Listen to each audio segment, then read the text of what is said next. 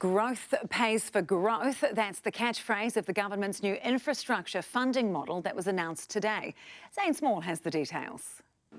The platform is up and the escalator is operational at the soon-to-be City Rail Link station in Mount Eden, an area that, as architect Matt Brown points out, has enormous potential for housing development. I think when the CRL opens in Auckland, it'll be a really good test to see what I think an overnight improvement in the public transport system will make to the value of land around those nodes.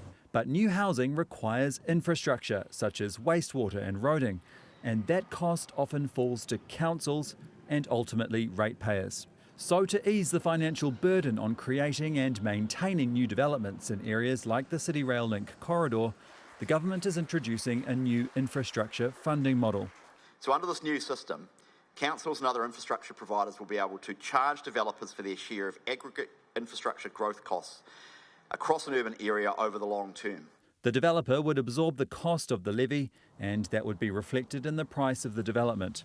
And it will allow people to go for growth. It will allow houses to be built, and it will allow councils to fund the infrastructure required to support that housing growth. The Infrastructure Minister's aspiration is that in the next decade or two, we'll see apartment blocks dotted along the City Rail Link line.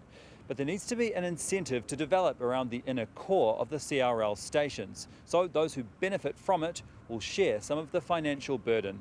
There'll be separate levies that are ring-fenced for each specific infrastructure service, such as drinking water, wastewater and transport. So how much will these levies be? Well, it will depend. I know that's not the answer you want, but it will depend on the growth charge, the level of the infrastructure required, the level of the existing infrastructure. It depends a little bit on how the detail of it and how it comes together in the end.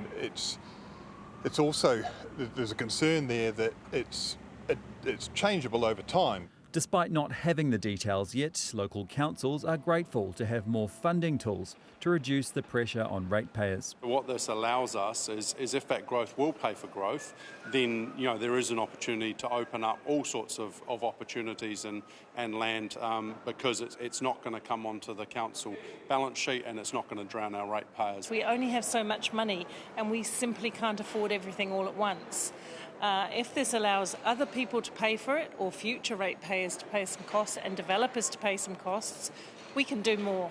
Like forging ahead with new developments. So Zane, when might this come into effect? Well, the Infrastructure Minister acknowledged that these are big changes and they will take some time to get right. As you saw in my story, we haven't got a lot of detail yet. But Chris Bishop said the aim is to introduce legislation to Parliament by September and have it come into effect next year. He also revealed today that Cabinet is actively considering an ACT Party policy to share some of the GST revenue of a new build with local councils to help them cover the infrastructure costs associated with new housing developments. So watch that space.